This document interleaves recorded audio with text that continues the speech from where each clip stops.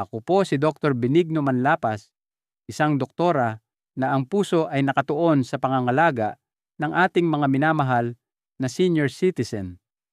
Naisip niyo na po ba kung bakit kayo laging nagigising ng 2:00 ng madaling araw kahit halos wala namang laman ang inyong pantog? Para itong isang malupit na biro, sinubukan niyo na ang lahat. Binawasan ang pag-inom ng tubig, itinigil ang pagsalabat ng maaga, at iniiwasan pa ang maaanghang na pagkain sa gabi. Pero pilit pa rin kayong ginigising ng inyong katawan. Pero heto po ang isang bagay na hindi madalas sabihin sa inyo. Baka hindi ang inyong edad o mga bato, kidneys, ang dahilan. Baka ang mismong bitamina na iniinom nyo para manatiling malusog ang may sala. Sa araw na ito, dahan-dahan ko pong ipapaliwanag sa inyo ang 5 karaniwang bitamina na maaaring dahilan ng pagkagambala ng inyong tulog at kung ano ang maaari ninyong gawin para sa isang mahimbing na gabi. Bago po tayo magsimula, nais ko sanang malaman kung saan po kayo nanonood ngayon at anong oras na po diyan. Pakishare naman po sa comments sa ibaba. Kahit isang maliit na sandali mula sa inyong araw ay napakahalaga po sa akin. At kung nakita niyo pong nakakatulong ang nilalamang ito, huwag po sanang kalimutang mag-subscribe sa channel para hindi niyo po mapalampas ang mga ganitong kapaki-pakinabang na kaalaman. Maaaring nasabihan na po kayo na ang vitamin C ay hindi nakakasama, na pinapalakas nito ang inyong immunity at pinapanatili kayong matatag laban sa mga sipon at panapanahong allergies. Kaya naman, tulad ng maraming nakatatanda sa Pilipinas, nagsimula kayong uminom ng 1 tableta sa isang araw. Marahil 500 mg o kahit 1,000 ml nang walang pag-aalinlangan. Total, vitamin C lang naman iyan, tama po ba? Isang simpleng orange na tableta na madaling natutunaw sa tubig at nangangako ng mas mabuting kalusugan. Pero heto ang isang bagay na iilan lamang ang nakakaalam at mas iilan pa ang hayagang nagsasabi. Ang mataas na dosis ng vitamin C ay maaaring tahimik na nagdudulot ng iritasyon sa inyong pantog. Hayaan na niyo pong ipaliwanag ko ito sa simpleng paraan. Ang vitamin C ay kilala rin bilang ascorbic acid at tulad ng pangalan nito, pinapataas nito ang acidity ng inyong ihi. Karaniwan, hindi ito problema. Ngunit, para sa mga senior na lampas 6'2", lalo na sa mga may sensitibong pantog, ang dagdag na asido na ito ay maaaring maging isang tahimik na salarin. Ang lining ng inyong pantog habang kayo ay tumatanda ay numinipis, nagiging mas delikado at mas reaktibo sa mga pagbabago sa pH. Kaya kapag uminom kayo ng mataas na dosis ng vitamin C, lalo na sa gabi, ang inyong ihi ay nagiging mas acidic pagsapit ng oras ng pagtulog. Ang maasim na ihi na ito ay dahan-dahang nagdudulot ng iritasyon sa dingding ng pantog, tulad ng pagbuhos ng katas ng kalamansi sa isang maliit na galos. Kahit na mayroon lamang 100 hanggang 110 ml ng ihi sa loob ng inyong pantog, nagpapadala ito ng maling senyales sa utak na nagsasabing, kailangan mo nang bumangon. Iyan po ang dahilan kung bakit kayo nagigising ng 2:00 o 3:00 ng madaling araw. Hindi dahil puno ang pantog, kundi dahil hindi ito komportable. Naaalala ko ang pakikipag-usap ko kay Mang Lito, isang retiradong punong-guro mula sa Batangas na nakakaramdam ng di pangkaraniwang pagod tuwing umaga. Ibinahagi niya na nagsimula siyang uminom ng vitamin C para palakasin ang kanyang immunity matapos magkaroon ng trangkaso. Ngunit mula nang magsimula siya, ang kanyang tulog ay naging mababaw at putol-putol. at nagigising siya 2 beses bawat gabi para pumunta sa banyo. Akala niya ay dahil lang ito sa pagtanda o marahil stress hanggang sa natuklasan niyang ang oras ng pag-inom niya ng supplement ang tunay na problema. Nang itinigil niya ang pag-inom ng tableta pagkalubog ng araw at binawasan ang kanyang araw-araw na dosis sa 200 mg, bumuti ng malaki ang kanyang pagtulog. Sa loob ng 1 linggo, minsan na lang siya nagigising sa gabi at kung minsan ay hindi na talaga. Nagulat siya, hindi ko akalain na ang isang maliit na bagay tulad ng vitamin C pill ay magkakaroon ng ganito kalakas na epekto sa aking pagtulog. Sabi niya sa akin nang may ngiti. Kaya, ano po ang ligtas na paraan para sa ating mga nakatatanda dito sa Pilipinas? Una, maliban kung inireseta ng inyong doktor ang mataas na dosis, hindi nyo kailangan ng higit sa 250 hanggang 500 mg ng vitamin C bawat araw. Ikalawa, laging subukang kunin ang inyong vitamin C mula sa mga natural na pagkain tulad ng ilang pirasong dalandan, sariwang bayabas, o katas ng kalamansi sa umaga. Ang mga prutas na ito ay naglalaman ng vitamin C sa paraang dahan-dahang naa-absorb at hindi biglaang bumabaha sa inyong sistema. At higit sa lahat, iwasang uminom ng vitamin C tablets pagkalipas ng 5 oras na niyan. Bakit po? Dahil bumabagal ang trabaho ng inyong mga bato, kidneys, sa gabi. Mas marahan nilang pinoproseso ang mga likido. Kung iinom kayo ng isang acidic na supplement sa gabi, mananatili ang asidong iyon sa inyong pantog ng mas matagal na nagdudulot ng mas matinding iritasyon.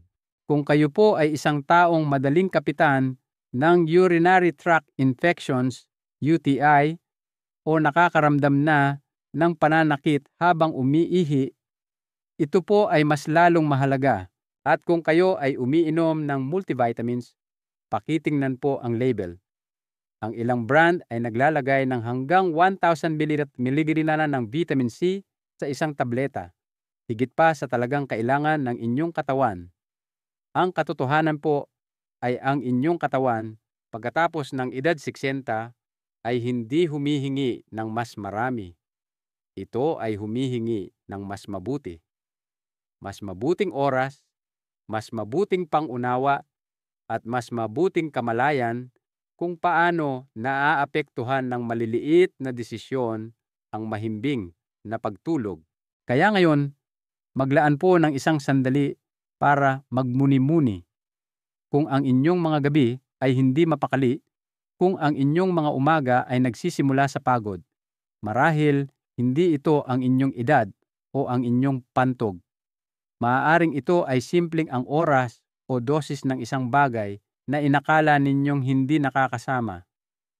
At kapag naunawaan nyo na iyan, ang isang payapang gabi ay muling magiging posible nang walang dagdag na gamot, walang komplikadong gawain, isang maliit na pagbabago lamang sa nakasanayan.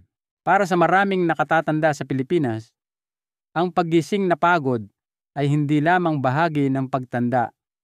Parang may mas malalim na dahilan, isang bagay na tahimik na nagnanakaw ng inyong lakas. Natutulog kayo sa tamang oras, umaasa sa isang payapang gabi, ngunit paggising nyo ay parang hindi kayo nagpahinga. Sinasabi nyo sa sarili, siguro kailangan ko ng mas maraming lakas. Siguro kailangan ko ng pampasigla. Kaya kumukuha kayo ng isang tableta ng B-complex tuwing umaga, iniisip na makakatulong ito. At sa maraming paraan, nakakatulong nga ito. Ang mga bitaminang ito ay sumusuporta sa inyong mga ugat, panunaw, at maging sa inyong memorya. Ngunit heto po ang isang bagay na hindi alam ng lahat. Kapag ininom sa mataas na dosis, lalo na higit sa 100 mg bawat araw, ang vitamin B6, ay maaaring labis na mag-stimulate ng inyong nervous system. Ito ay nagiging sobra para sa masilang balanse na sinusubukang panatilihin ng inyong tumatandang katawan, lalo na sa gabi, kung kailan kailangan ng inyong sistema na mag-relax. Ang mga ugat sa paligid ng inyong pantog na dati kalmado at tahimik ay nagsisimulang manatiling alerto kahit nakakaunti lamang ang ihi sa loob nito. Malaki ang papel ng vitamin B6 sa nerve transmission. Tinutulungan nito ang inyong utak na makipag-usap sa inyong mga kalamnan at mga internal na organo. Ngunit kapag masyadong maraming B6 ang umiikot sa daluyan ng dugo sa gabi, maaari nitong gawing sobrang sensitibo ang mga ugat ng pantog. Ang resulta, nakakaramdam kayo ng biglaang pangangailangan na umihi sa kalagitnaan ng gabi kahit na hindi naman puno ang pantog.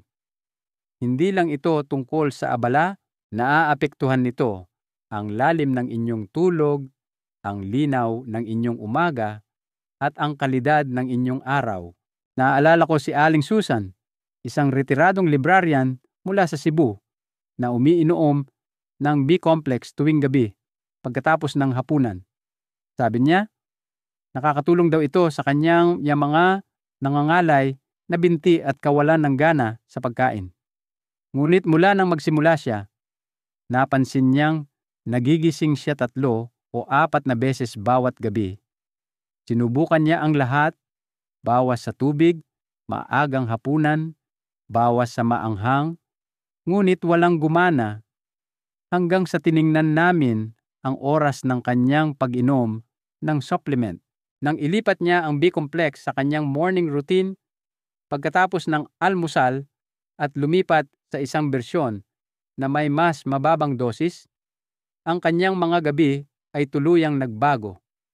Ang metabolismo ng katawan ay bumabagal pagkalubog ng araw. At anumang bitamina na nagpapasigla sa mga nerbiyos o panunaw ay dapat inumin ng mas maaga sa araw. Binibigyan nito ang inyong sistema ng oras para i-absorb, gamitin, at pagkatapos ay mag-relax nang hindi iniiwang masyadong aktibo ang inyong utak at pantog sa oras ng pagtulog. Ito ay mas lalong nagiging mahalaga pagkatapos ng edad 65 kung kailan ang tulog ay mas mababaw na at ang utak ay mas sensitibo sa maliliit na senyales ng katawan. Ang tila hindi nakakasamang tableta ay maaaring tahimik na maging dahilan ng paggising ng 1:00 pagkatapos ay 3:00 at isa pa bago sumikat ang araw. Karamihan sa mga over-the-counter na B-complex tablets ay naglalaman ng higit sa inyong pang-araw-araw na pangangailangan, minsan 2 o 3 beses pa. Ang mga ito ay dinisenyo para sa pangkalahatang suporta sa enerhiya, hindi partikular para sa mga senior, at iyon ay may malaking pagkakaiba kung kumakain na kayo ng balanseng pagkain na may kanin, isda, gulay, at prutas. Malamang na hindi kayo kulang dito. Kung kailangan nyo man ng dagdag na B vitamins, mas ligtas na pumili ng isang bersyon na may mababang dosis na ginawa lalo na para sa mga matatanda at inumin ito kasabay ng inyong almusal. Tandaan po, ang layunin ay hindi lamang mas maraming enerhiya, kundi mas mahusay na enerhiya. Ang uri na tumatagal sa buong araw at nagbibigay daan sa inyong matulog ng mahimbing sa gabi ng walang abala. At iyon ay hindi nagmumula sa basta-bastang pag-inom ng matapang na supplements, kundi sa pagpili ng tamang dosis sa tamang oras ng may kamalayan. Kaya kung nahihirapan kayo sa madalas na pag-ihi sa gabi at umiinom kayo ng B-complex supplement, maaaring ito ang maliit na detalye na inyong napalampas. Gumawa ng isang pagbabago ngayong linggo. Ilipat ang oras, bawasan ang dosis, at obserbahan ang inyong pagtulog sa loob ng ilang gabi. tulad ni Aling Susan mula sa Cebu, baka magulat kayo kung paano ang isang maliit na pagbabago ay nagdudulot ng napakalaking ginhawa. Dahil sa edad na ito, ang kalusugan ay hindi tungkol sa paggawa ng mas marami. Ito ay tungkol sa paggawa ng mga bagay ng dahan-dahan, matalino, at naaayon sa natural na ritmo ng inyong katawan. At kapag sinimulan ninyong pakinggan muli ang ritmong iyon, ang mahimbing na tulog ay babalik, hindi bilang isang luho, kundi bilang isang bagay na tunay ninyong nararapat.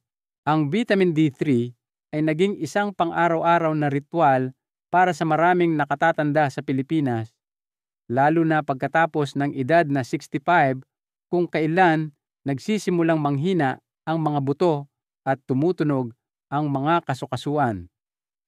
Maaaring iniinom nyo ito para sa mas matibay na tuhod, mas mabuting immunity, o para maiwasan ang mga balis sa hinaharap.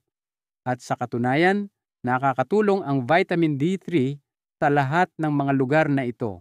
Sinusuportahan nito ang pagsipsip ng calcium, pinapabuti ang kalusugan ng kalamnan, at tinutulungan pa ang inyong immune system na manatiling alerto sa panahon ng mga impeksyon. Ngunit mayroong isang tahimik na pagkakamali na ginagawa ng maraming senior nang hindi namamalayan. Ang pag-inom ng ginkgo ng vitamin D3 nang masyadong gabi na ay maaaring tahimik na makagambala sa inyong sleep cycle. Hayaan niyo pong ipaliwanag kung paano ito nangyayari, hindi bilang isang babala, kundi bilang isang bagay na tutulong sa inyong mas maunawaan ang inyong katawan. Ang vitamin D, bagamat tinatawag na bitamina, ay gumagana na parang isang hormone sa loob ng katawan. Nakikipag-ugnayan ito sa ibang mga hormone, lalo na sa melatonin, na siyang natural na signal ng inyong katawan para sa pagtulog.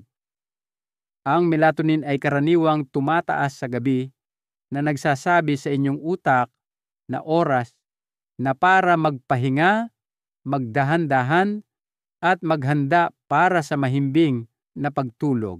Ngunit kapag uminom kayo ng vitamin D3 pagkalubog ng araw, maaari nitong mapigilan ang natural na produksyon ng melatonin. Ang pag-aantala sa paglabas ng melatonin ay maaaring hindi agad kapansin-pansin. Ngunit sa paglipas ng panahon, ang inyong pagtulog ay nagiging mas mababaw, putol-putol, at mas madaling magambala. Maaaring makatulog kayo para lamang magising makalipas ang 2 oras na hindi mapakali o kailangang umihi kahit hindi naman puno ang inyong pantog.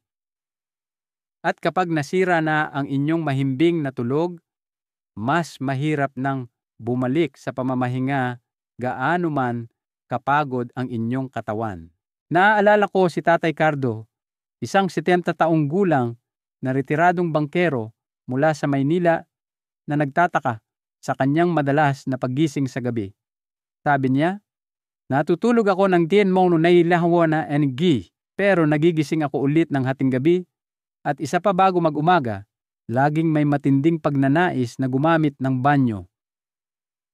Nang tanungin ko siya tungkol sa kanyang mga supplements, buong pagmamalaki niyang sinabi, "Iniinumin ko ang aking calcium at vitamin D3 pagkatapos mismo ng hapunan, mga 9 nila pinima, ni at naroon na ang oras, hindi ang tableta, ang tahimik na nakakaapekto sa kanyang pagtulog nang hindi niya namamalayan." Ang vitamin D ay may papel din sa paggana ng bato at regulasyon ng likido. Kapag ininom sa gabi, maaari nitong bahagyang pataasin ang aktibidad ng bato sa oras na dapat ay nagpapahinga ang inyong katawan. Ibig sabihin, mas mabilis mapuno ang inyong pantog kahit nakahiga lang kayo, at ang inyong utak ay nakakatanggap ng hindi kinakailangang senyales na gumising at umihi. Hindi ito ang edad, hindi ito laging isang mahinang pantog. Minsan, ito ay maling oras lang ng isang supplement na may mabuting intensyon. Ang magandang balita ay madali itong maitama. Ang vitamin D3 ay pinakamahusay na inumin sa umaga o maagang hapon kapag ang natural na ritmo ng hormone ng inyong katawan ay sumusuporta sa pagsipsip at aktibidad. At dahil ito ay isang fat-soluble na bitamina, dapat niyo itong laging inumin kasabay ng pagkain na may kasamang malusog na taba, tulad ng kaunting mantikilya sa inyong pandesal o ilang piraso ng mani. Pinapabuti nito ang pagsipsip at binabawasan ang panganib na manatili itong hindi nagagamit sa inyong digestive system. Ginawa ni Tatay Cardo ang isang maliit na pagbabagong ito. Sinimulan niyang inumin ang kanyang vitamin D3 pagkatapos ng kanyang almusal na sinangag sa halip na pagkatapos ng hapunan. Sa loob ng timo araw, mas mahaba na ang tuloy-tuloy niyang pagtulog sa gabi at sa loob ng 3 linggo, sinabi niyang minsan na lang siya nagigising, kung minsan ay hindi na talaga. Ngumiti siya at sinabing, "Akala ko wala na akong pag-asang makatulog ng mahimbing, pero kailangan lang pala ng kaunting tulong ng katawan ko, hindi sleeping pill." Para sa maraming nakatatandang Pilipino, ang pagtulog ay isa ng marupok na bagay. Mababaw, napuputol, at madaling masira ng stress, ingay, o mga problema sa panunaw. Iyan po ang dahilan kung bakit kahit isang maliit na pagbabago, tulad na ng kung kailan nyo iniinom ang inyong vitamin D3, ay maaaring magdulot ng malaking pagkakaiba sa kung paano kayo natutulog at kung gaano kayo kapahinga sa susunod na araw. Kaya kung ang inyong mga gabi ay hindi mapakali, kung napapansin ninyong paulit-ulit kayong nagigising, maglaan ng sandali para suriin ang inyong routine. Hindi kaya't hindi nyo namamalayan na ginugulo nyo ang ritmo ng inyong katawan sa pamamagitan ng pag-inom ng isang bagay na nakakatulong sa maling oras? Dahil ang tunay na kalusugan sa yugtong ito ng buhay ay hindi nagmumula sa pag-inom ng mas marami, kundi sa paggawa ng mga bagay sa tamang oras ng may pag-iingat at pag-unawa. At kung minsan, ang isang payapang gabi ay nagsisimula hindi sa isang bagong gamot, kundi sa isang banayad na pagbabago sa nakasanayan. Isa na nagbibigay galang sa karunungan ng inyong katawan. Sa maraming tahanang Pilipino, ang magnesium ay tahimik na naging bahagi ng panggabing routine. Iniinom bilang isang simpleng lunas para sa pulikat, paninigas, o pagod na mga kalamnan. Madalas itong inirekomenda ng mga doktor at kaibigan, lalo na para sa mga senior na nahihirapan sa pananakit ng kasukasuan, pagkabalisa, o hindi regular na pagtulog. Maaaring marinig nyo ang isang taong nagsasabi, uminom ka ng magnesium tablet bago matulog.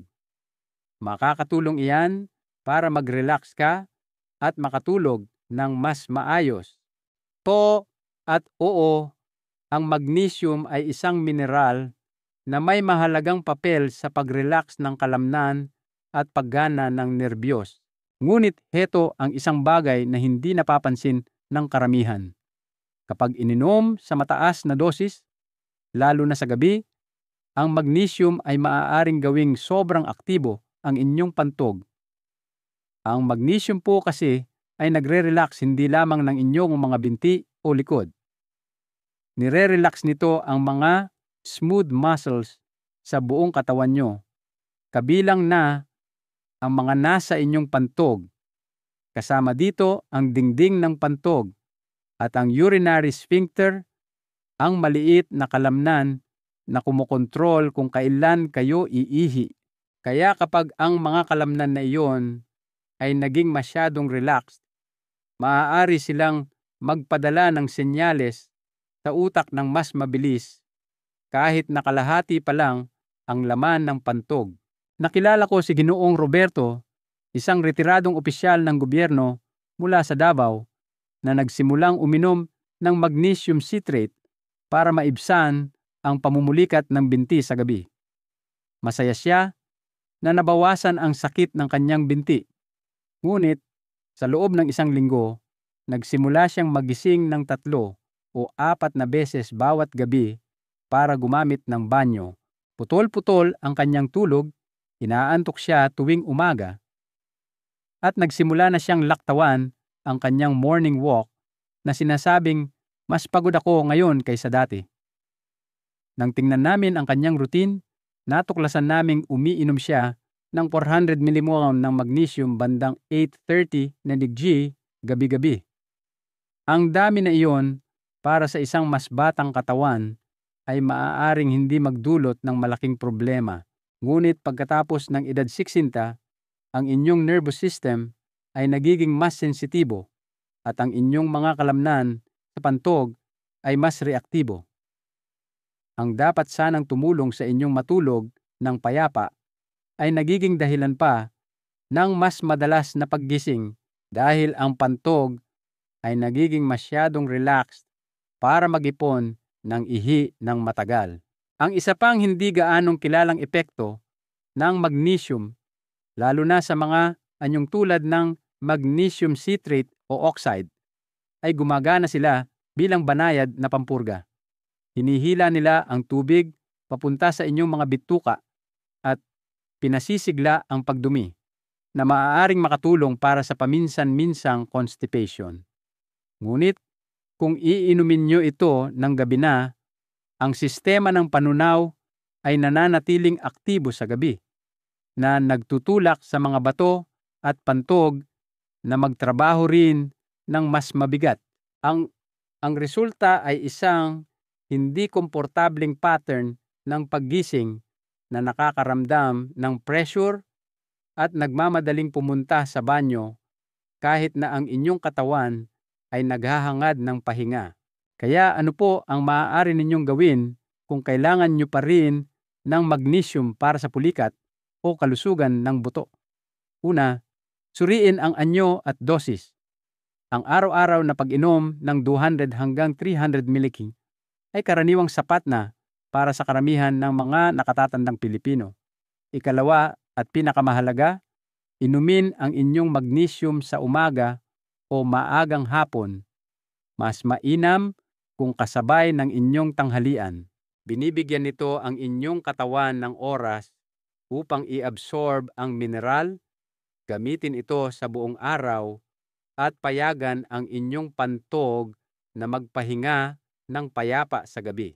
Nang ginawa ni Ginoong Roberto ang maliit na pagbabagong ito na iniinom ang kanyang magnesium tablet pagkatapos mismo ng kanyang tanghalian, napansin niya ang isang malinaw na pagkakaiba sa loob lamang ng 7 araw. Ang kanyang pagtulog ay naging mas mahimbing at sinabi niya ng may ngiti, "Ngayon, minsan na lang ako bumangon. Kung minsan, hindi na talaga." Sabi ng misis ko, nabawasan daw ang hilik ko. Parehong supplement, parehong katawan, ngunit magkaibang oras at ang mga resulta ay ganap na nagbago. Para sa ating henerasyon, ang pagtulog ay hindi lamang tungkol sa pahinga. Ito ay tungkol sa paggaling. Ito ang tanging oras na ang inyong katawan ay naghihilom, nag-aayos, at nagre-reset para sa susunod na araw. Kapag naantala ang prosesong iyon, kahit na sa mga gawaing may mabuting intensyon, naaapektuhan nito ang inyong lakas, memorya, at mood kinaumagahan. Kaya kung gumagamit kayo ng magnesium, huwag po kayong matakot dito. Maging maingat lang po sa kung kailan at gaano karami ang inyong iniinom dahil ang inyong katawan ay matalino. Hindi nito kailangan ng mas marami. Kailangan nito ng mas mahusay na tiempo, mas banayad na suporta, at kaunting dagdag na pag-aalaga. At kung minsan, ang isang tableta na ininom 2 oras na mas maaga ay maaaring magbigay sa inyo hindi lamang ng mas mahimbing na tulog, kundi pati na rin ng mas magandang bukas. Sa mundo ngayon, ang pag-inom ng multivitamin ay naging bahagi na ng pang-araw-araw na buhay para sa maraming nakatatanda sa Pilipinas. Ito ay tila simple, kumbinyente, at nakakapanatag ng loob. Isang maliit na tableta na nangangako ng lakas, immunity, at proteksyon sa inyong mga ginintuang taon.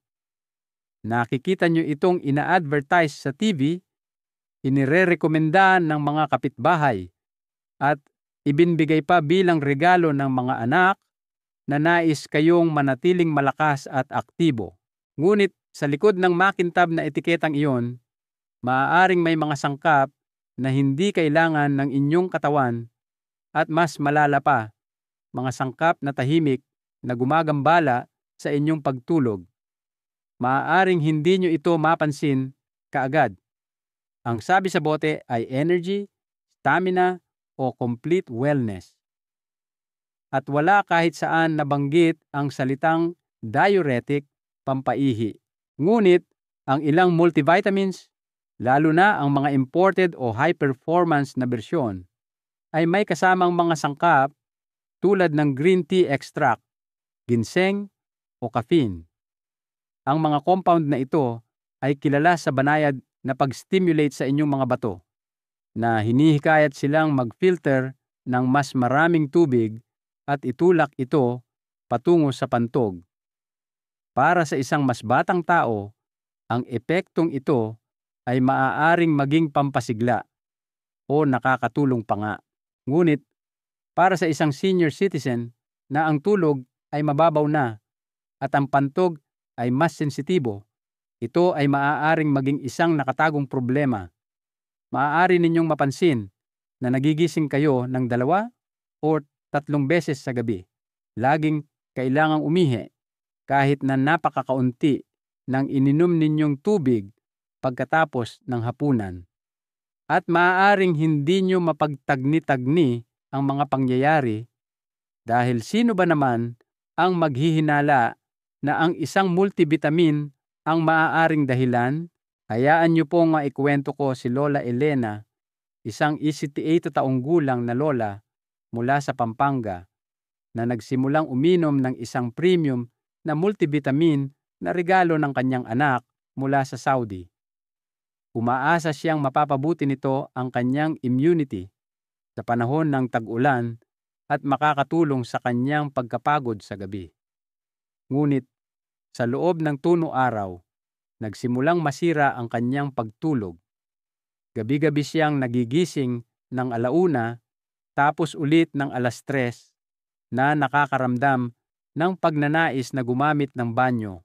Ipinapalagay niyang bahagi lang ito ng pagtanda o marahil ay isang banayad na impeksyon, hanggang sa sinuri namin nang magkasama ang label ng supplement. Kasama sa tableta ang ginseng root extract at isang green tea complex na parehong maaaring magpataas ng dami ng ihi sa pamamagitan ng banayad na pag-stimulate sa mga bato. Hindi naman sila nakakasama sa kanilang sarili, ngunit hindi niya ito kailangan at iniinom pa niya ito pagkatapos ng hapunan, na lalong nagpalala sa sitwasyon. Nang itinigil niya ang pag-inom ng multivitamin na iyon at lumipat sa mas simpleng single nutrient na mga tableta sa umaga, bumalik ang kanyang mahimbing na tulog sa loob ng 1 linggo. Ngumiti siya at sinabi, "Minsan, mas maganda pala ang simple lang. Hindi ko kailangan ng mga sosyal na sangkap, payapang tulog lang at tahimik na pantog." Kaya, paano nyo mapoprotektahan ang inyong sarili at makakagawa ng mas matalinong mga pagpili? Una, laging basahin ang buong listahan ng sangkap sa label, kahit na ito ay nasa maliit na letra. Kung makakita kayo ng mga salitang tulad ng energy blend, herbal complex, o metabolism support, hanapin ang caffeine, green tea, yerba mate, o ginseng sa mga detalye. Ikalawa, Iwasang uminom ng multivitamins sa gabi. Ang umaga ang pinakamagandang oras. Mas mabuti kung pagkatapos ng almusal kapag handa na ang inyong katawan na sumipsip ng mga sustansya. At ikatlo, kung kailangan na nyo lang ng mga partikular na sustansya tulad ng vitamin D, B12 o calcium, madalas na mas mabuting inumin ang mga ito ng paisa-isa. Sa ganitong paraan, kontrolado nyo ang dosis, naiiwasan ang mga hindi kinakailangang additives, at nababawasan ang panganib ng mga hindi gustong epekto tulad ng pag-ihi sa gabi. Ang inyong katawan, pagkatapos ng sisam, ay hindi isang makina na kailangang i-boost. Ito ay isang banayad na sistema na nangangailangan ng balansing tiempo at maalalahaning suporta. Madalas nating iniisip na mas marami ay mas mabuti. Ngunit sa kalusugan, hindi iyon laging totoo. Minsan, hindi ang pagkain na kinakain nyo o ang tsaa na iniinom nyo ang nagdudulot ng pagkagambala sa pagtulog, kundi ang tableta na pinagkakatiwalaan nyo ng walang tanong-tanong. At kapag naunawaan nyo na iyan, magsisimula kayong gumawa ng mga pagpili, hindi dahil sa takot, kundi dahil sa kamalayan at kapanatagan. Kaya kung kayo o ang inyong mahal sa buhay ay madalas na nagigising sa gabi at umiinom ng multivitamin araw-araw, maglaan po ng sandali upang huminto at magmuni-muni. Nakakatulong ba ito sa inyong pagtulog o tahimik nitong ipinagkakait sa inyo ang pahingang nararapat sa inyong katawan? Sa isang maliit na pagbabago, maaari ninyong maranasan ang mas mahimbing na pagtulog, mas malinaw na umaga, at isang mas payapang ritmo sa inyong araw at gabi. Dahil ang tunay na kalusugan sa edad na ito ay hindi tungkol sa pagdaragdag ng mas marami. Ito ay tungkol sa pakikinig sa inyong katawan, pag-aalis ng kung ano ang nakakagambala dito, at pagpapahintulot sa kalusugan na dumating ng natural, isang banayad na desisyon sa bawat pagkakataon. Kaya ngayon, dahan-dahan nating tinalakay ang 5 uri ng bitamina na maaaring mukhang nakakatulong, ngunit kung mali ang paraan ng pag-inom, ay maaaring makagambala sa inyong pagtulog. Hindi po namin sinasabing itigil nyo ng tuluyan ang pag-inom ng mga ito, kundi unawain kung paano nagbabago ang inyong katawan pagkatapos ng edad 60 at kung gaano kahalaga ang tamang oras. Dahil ang katotohanan po, ang inyong katawan sa yugtong ito ng buhay ay hindi nangangailangan ng mas marami. Kailangan lang nito ang mga tamang bagay na iniinom sa tamang paraan. Maging ito man ay vitamin C, B-complex, D3, magnesium, o isang multivitamin, ang layunin ay hindi takot, kundi kamalayan. Kapag sinimulan ninyong mapansin kung paano tumutugon ang inyong pagtulog sa maliliit na pagbabago, magsisimula kayong makaramdam na mas may kontrol kayo, mas naaayon sa sarili ninyong ritmo. Ang mahalagang aral po natin ngayon ay ito. Ang kalusugan sa pagtanda ay hindi paligsahan sa pagpaparami ng iniinom, kundi isang sining ng pakikinig sa ating katawan. Ang paggalang sa natural na ritmo nito ay mas mahalaga kaysa sa anumang tableta.